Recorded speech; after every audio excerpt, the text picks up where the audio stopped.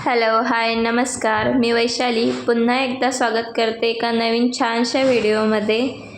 तर सकाळची बेसिक जी आपली कामं असते, स्वयंपाक, धुणी, भांडी, ती सर्व आवरलं होतं आणि नंतर मग दुपारी ही डबी घासायला घेतली. कारण मला आज दळण करून घ्यायचं होतं, त्यासाठी डबे स्वच्छ करायचे होते. आणि उन्हाळा इतके धूळ येते ना, आता घरात सारखं स्वच्छ करावं लागतं. आणि प्रत्येक दळणाच्या वेळेस जर ही डबी आपण स्वच्छ करून घेतली तर ती घाण पण होत नाही जास्त, आणि मग घासायच्या वेळेस जास्त हात पण जात नाही आपल्याला. म्हणून मी प्रत्येक दळणाच्या वेळेला हे डबे स्वच्छ करत असते. आणि आत्ता उन्हाळ्यामुळे तर जास्तच घाण होतात. हे डबे वगैरे घासून मला वेदालासुद्धा झोपवायचं होतं, त्यामुळे पटापट घासून घेतले आणि इकडे ड्रायशीटवरती वाळायला ठेवले. या ड्रायशीट मी वेदा छोटी असताना घेतल्या होत्या, तर त्या यूज नाही झाल्या, म्हणून मी असा काहीसा वापर करते त्याचा. तर पटापट किचन ओटासुद्धा वाईप करून घेतला आणि तिकडे वेदाला झोपवायला गेले. वेदाला दुपारचं झोपवणं म्हणजे माझ्यासाठी एक मोठा टास्कच असतो, कारण ती लवकर झोपी जात नाही. आणि तिला अर्धा तास झाले मी तिला झोपवत होती आणि तिला नुसतं मस्ती करायची होती आणि खेळायचं होतं.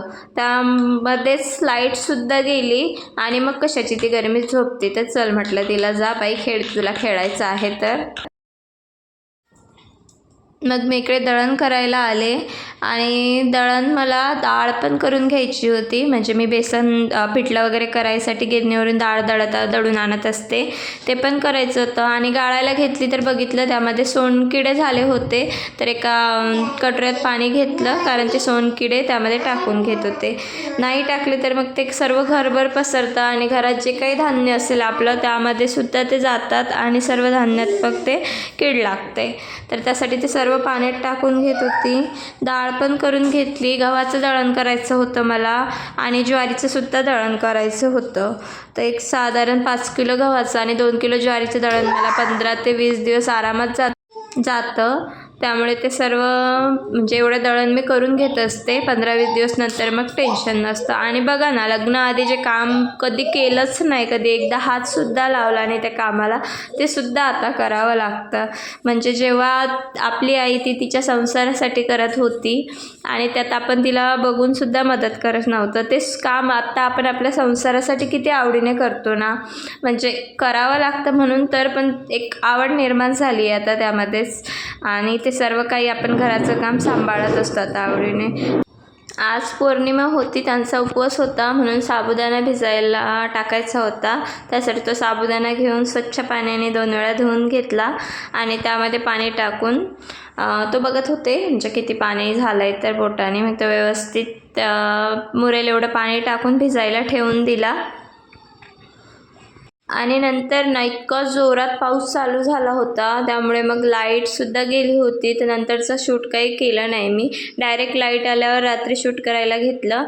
तर मग इकडे खिचडीसाठी शेंगदाणे भाजून घेत होते, तर म्हटलं एक्स्ट्रा शेंगदाण्याचं कूट करून घेऊया, म्हणजे भाजीला वगैरे पण कामात येईल. आणि नंतर मग त्यांना फोन केला, तर आज मीटिंग असल्यामुळे त्यांनी डबा नव्हता नेला, तर ते तिकडेच जेवण करणार होते. मग त्यांना फोन केला तर ते बोलले की पावसामुळे आज आम्ही बाहेरच जेवायला गेलो नाही, मग त्यामुळे स्वयंपाक बनव आता संध्याकाळसाठी. तर मग साबुदाण्याची खिचडी तिकडे कॅन्सल केली. म्हटलं उद्या सकाळी ती नाश्त्याला होईल करायला. तर मग इकडे लाईट गेली तेव्हाच मी गवारची शेंग तोडून ठेवली होती, तर मग स्वयंपाक करायला घेतला इकडे. तर गवार शेंगाची भाजी मी कशी बनवते तर ते दाखवते तुम्हाला. कढईमध्ये इकडे तेल घेतलं आहे. तेल गरम झालं की त्यामध्ये मोहरी घातली. मोहरी तडतडली की त्यामध्ये जिरं घालून घ्यायचं. मोहरी तडतडू द्यायची आधी.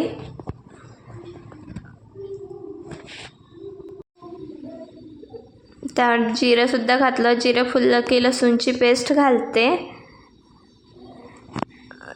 लसूण परतला की त्यामध्ये थोडा कांदा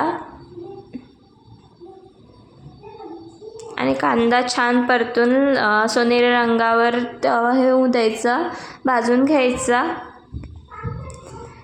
कांदा छान सोनेरी रंगावर परतला की त्यामध्ये हळद, लाल तिखट, चवीपुरतं मीठ आणि धनेपूड हे सर्व घालून परतून गवारची शेंग धुवून स्वच्छ केलेली ते त्यावर टाकून घेतली आणि गॅस मोठा करून ना थोडीशी तेलावर परतून घ्यायची आणि नंतर भाजीला लागेल तेवढं पाणी घालून झाकण ठेवून भाजी शिजवून घ्यायची.